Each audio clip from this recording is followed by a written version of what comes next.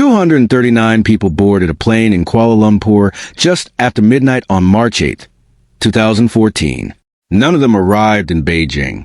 No wreckage on radar. No mayday. No debris field for years. Just a jet that flew into the dark and never flew back out. For over a decade, the most well-funded aviation search in history, backed by multiple governments, run by world-class oceanographers, and costing well over $150 million, combed the floor of the Indian Ocean and found almost nothing usable. Then a retired British engineer named Richard Godfrey said something that sounded almost too simple to be true. He claimed that faint radio whispers bounced between amateur radio operators on opposite sides of the planet had quietly recorded the exact moment Malaysia Airlines Flight 370 sliced through the sky, and that if you followed those whispers, they led straight to the wreck. Is that possible? Is it real science? Or is it wishful pattern matching dressed up in technical language? And why, more than a decade later, are search ships actually back in the water chasing his coordinates? Let's get into it. To understand why Godfrey's claim matters, you have to go back to the beginning. MH370 was a Boeing 777-200R, one of the safest airframes ever built. Flown by a 53-year-old captain with roughly 18,000 flying hours. It departed Kuala Lumpur International Airport at 12:41 a.m. local time, climbing routinely toward cruising altitude, heading northeast for Beijing. For the first 38 minutes, nothing about the flight stood out. Then at 1:19 a.m., as the aircraft was about to leave Malaysian airspace and enter Vietnamese-controlled airspace, air traffic control heard the final words anyone would ever hear from the cockpit, an unremarkable, almost bored-sounding goodnight, Malaysian 370. 2 minutes later, the transponder, the transmitter that broadcasts an aircraft's identity, altitude, and speed to civilian radar, went silent. To the controllers watching their screens, the plane simply vanished from view. But it hadn't actually vanished. Malaysia's military radar, which doesn't rely on the aircraft cooperating the way a transponder does, kept detecting an unidentified return. Investigators later concluded this was almost certainly MH370, and what it showed was chilling. Instead of continuing toward Beijing, the aircraft had turned sharply west, crossed back over the Malay Peninsula, and then curved northwest up the Strait of Malacca before the military radar itself lost contact near Penang at around 2:22 a.m. That's not the flight path of an aircraft in distress from a sudden catastrophic failure. That's the flight path of an aircraft being flown somewhere on purpose. From that point, there was no more radar. But there was one more thread. The aircraft satellite data unit kept exchanging automated handshakes when Inmarsat satellite over the Indian Ocean, a background maintenance ping never designed to track anything, let alone reconstruct a missing airliner's course. 7 of those handshakes came in over the next 6 hours. The last one at 8:19 a.m., roughly consistent with the time the aircraft's fuel would have been exhausted. Investigators used 2 properties of those pings, the burst timing offset, which estimates distance from the satellite, and the burst frequency offset, a Doppler-style shift that hints at speed and direction, to build a set of possible arcs around the globe. A northern route towards Central Asia was ruled out almost immediately. Too much radar coverage in that direction for a rogue 777 to slip through unnoticed. That left the southern arc plunging into one of the most remote stretches of ocean on Earth. The final handshake position became known as the 7th arc, and it defined the search boundary that the Australian Transport Safety Bureau, ATSB, along with Chinese and Malaysian partners, would spend years scouring. The scale of that search is hard to overstate. Surveys ships towed side-scan sonar across more than 120,000 square kilometers of seabed, an area roughly the size of Pennsylvania, through some of the most violent ocean conditions on the planet. The ATSB's own final report, released in 2017, acknowledged that despite this effort, the aircraft's main wreckage was not located within the highest probability zone the satellite data pointed to. What eventually surfaced wasn't the plane, it was scattered pieces of it. A flaperon washed up on Réunion Island in July 2015, and was formally confirmed by French investigators as belonging to MH370. Over the following years, dozens more fragments, some confirmed, some judged highly likely, turn up along the coastlines of Mozambique, Madagascar, Tanzania, Mauritius, and South Africa. Debris, but no fuselage. No black boxes. No definitive answer. In the vacuum left by an empty search grid, one explanation became dominant in public discussion: that the captain deliberately depressurized the cabin, incapacitating everyone else on board, and flew the aircraft south alone until it ran out of fuel. It's a tidy, cinematic story. It's also one that a number of aviation specialists have pushed back on, for reasons rooted directly in the physical evidence. Start with the Reunion flappering. Examinations describe the trailing edge damage as consistent with high-speed flutter, the kind of violent vibration a control surface experiences when air is moving over far too fast, not the kind of damage you'd expect from a slow, controlled ditching. The flaps themselves were retracted, meaning the aircraft was configured for cruise, not for a deliberate water landing. A wing section recovered later in Tanzania showed fracture patterns consistent with sudden overload rather than a soft touchdown. None of that proves intent one way or the other, but it does argue against the idea of a calm, controlled glide to the surface. Then there's the final satellite handshake itself. The ATSB's 2016 review of the burst frequency offset data noted signs consistent with steep, high-speed descent in the aircraft's final moments, not the profile of a pilot gently gliding an out-of-fuel aircraft down to minimize damage. And then there's the search area itself.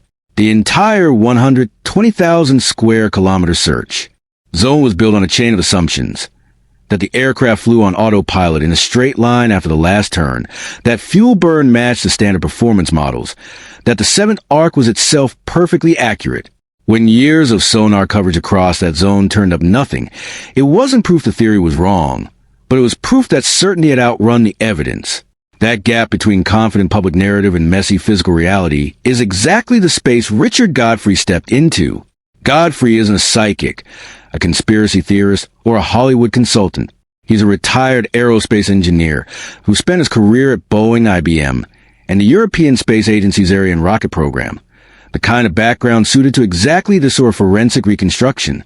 After the official search was suspended in early 2017, Godfrey began looking for a completely different category of evidence and landed on something almost nobody outside amateur radio circles had heard of: WHISPER, pronounced Whisper, short for Weak Signal Propagation Reporter.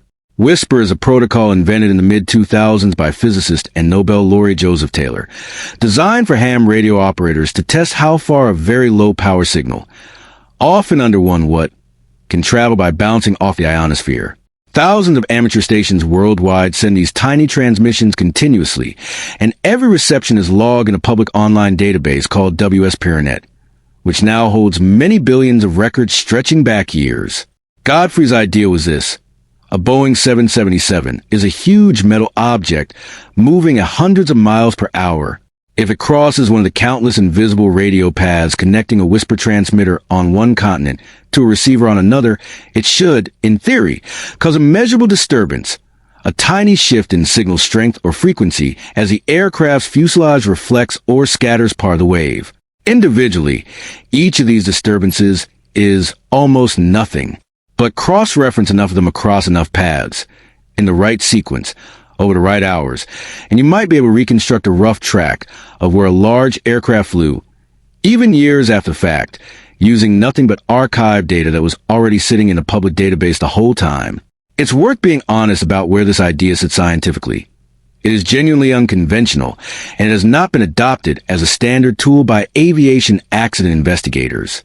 Radio propagation specialists, including WSPR's own inventor, have been publicly cautious, noting that ionospheric conditions, solar activity, and ordinary noise can also produce small anomalies, and that isolating an aircraft caused disturbance from background variation is far harder than it sounds. That skepticism is a legitimate part of this story, not an inconvenience to skip past. Godfrey spent roughly 3 years combing through the WSPRNet archive, hundreds of billions of raw entries, building custom filtering software to strip out solar interference and background noise. What he says he found, for the night of March 7th into March 8th, 2014, was a cluster of roughly 130 signal anomalies across the Indian Ocean that, when plotted in sequence, trace a path beginning near where Malaysian military radar last saw the aircraft, curving southwest, and then turning south, broadly matching the direction investigators had already suspected, but with a level of geographic granularity satellite arcs alone could never provide. That track, according to Godfrey's analysis, terminates at a specific coordinate, roughly 29.1 degrees south, 99.9 degrees east, deep in the southern Indian Ocean, well west of Perth, Australia, and notably inside a stretch of seabed the earlier ATSB-led search had never fully covered. A single map with a red dot on it isn't evidence. Godfrey knew that, which is why he took his data to a team of aviation forensic specialists at the University of Liverpool, the same group that had previously helped narrow the search zone for Air France Flight 447 after it went down in the Atlantic in 2009, a case that also relied heavily on drift modeling and probabilistic reconstruction before wreckage was ultimately located. 3 things had to check out for the theory to survive real scrutiny. Did the Whisper anomalies actually line up with MH370's known flight window, established independently through the Inmarsat satellite handshakes? Godfrey's team reported that the flagged anomalies clustered within a few minutes of the Inmarsat ping times, not scattered randomly across the night, but bunched precisely around the hours the aircraft is known to have still been airborne. Each Whisper link connects one specific transmitter to one specific receiver along one specific radio path. That means a disturbance on that link isn't a vague regional signal. It's confined to a defined corridor in the sky. Cross-referencing multiple overlapping links that showed disturbances at the same moment allowed Godfrey to narrow a possible position down from an arc hundreds of kilometers wide to a corridor closer to 20 kilometers wide, a meaningful jump in precision, even if not proof on its own. Godfrey's team focused on the 14 MHz amateur radio band specifically because that frequency range responds in a well-understood, predictable way when a large metallic object passes through the signal path. Weak or ambiguous hits were discarded. Only strong anomalies were kept in the final dataset. When the University of Liverpool team ran the surviving 130 anomalies through Bayesian probability modeling, the same statistical approach used in the Air France 447 investigation, they reported a roughly 70% plus probability that MH370's debris field sits within a defined patch of ocean centered on Godfrey's coordinates. That is not confirmation. A strong Bayesian probability estimate is a statement about likelihood given the model's assumptions, not a physical discovery. But it's a meaningfully different category of claim than I have a hunch. Godfrey has also pushed to test the underlying physics directly rather than only in retrospect. In November 2024, his team worked with the University of Liverpool to charter a Boeing 777 and fly it along a corridor over the Indian Ocean, while Whisper stations worldwide log activity in real time. According to Godfrey's published account of the trial, disturbances appeared on the predicted radio paths in close correlation with the aircraft's actual position, a live-fire test of whether large aircraft genuinely register on this kind of data, rather than a reconstruction built entirely after the fact. 3 criticisms come up constantly, and they deserve to be addressed honestly rather than waved away. True, it was designed purely to help radio hobbyists gauge signal range, not to detect aircraft. But repurposing a tool for something its inventors never intended is not, by itself, disqualifying. Plenty of scientific techniques started life as something else entirely. The relevant question isn't what Whisper was designed for. It's whether the physics of large object radio scattering, applied to this dataset, produces results that hold up statistically. That's precisely what the November 2024 charter flight test was meant to probe, and independent radio scientists continue to debate how reliably it scales beyond a controlled trial. Also true, and worth sitting with rather than dismissing, Godfrey's estimated crash location has shifted over successive years of refinement.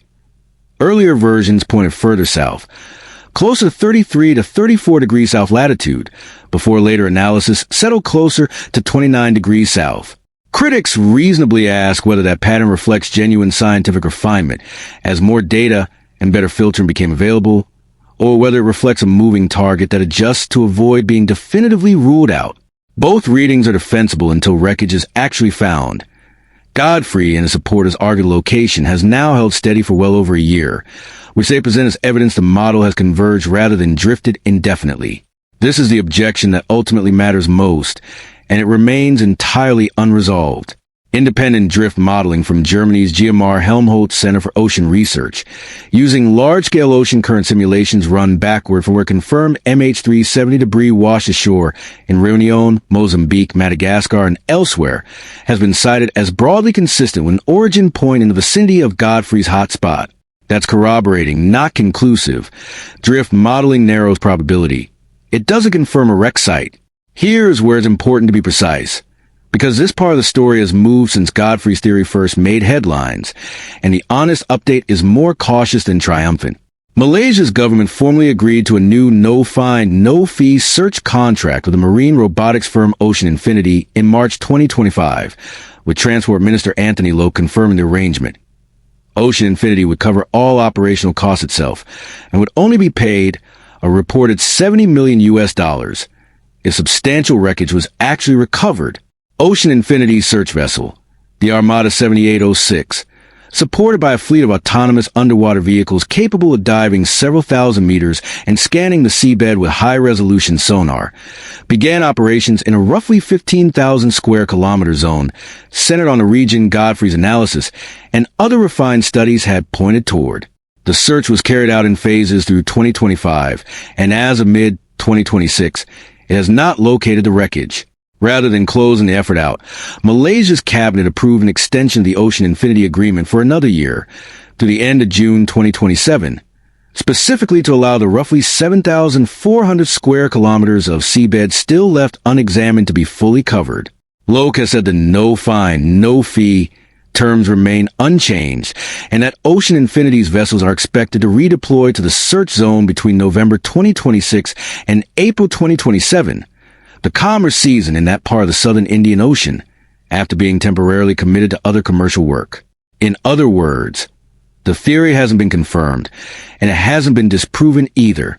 It's still an open, live search, backed by a government contract, aimed squarely at the zone Godfrey's radio signal analysis pointed toward, and the outcome genuinely isn't known yet, more than a decade after MH370 disappeared.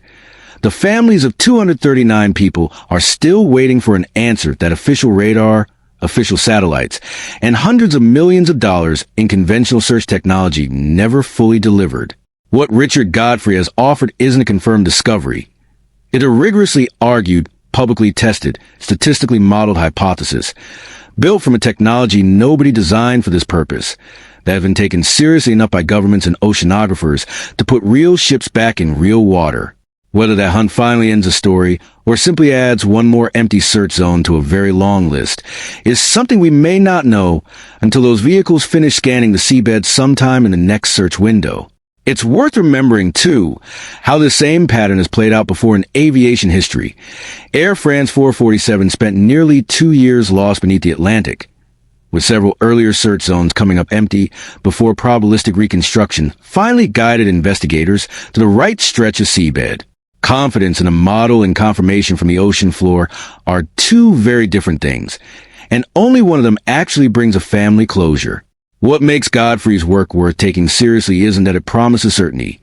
It's that it opened up an entirely new category of evidence in a case that had otherwise gone cold, subjected that evidence to outside review rather than keeping it private, and welcomed a live physical test rather than resting solely on a retrospective model. That's a meaningfully different posture than simply insisting on a theory. Real science doesn't require that every hypothesis turn out to be correct. It requires that a hypothesis be falsifiable, tested, and revised when the evidence demands it. And by that standard, the whisper approach is behaved like legitimate inquiry rather than wishful thinking. Even before anyone knows how the current search ends. Until then, the seventh arc, the whispers on the radio, and 239 unanswered questions remain exactly where they've been for over a decade. Out in the deep, waiting for a sonar image, a shard of aluminum, or a recovered black box to finally turn a strong statistical probability into an undeniable fact.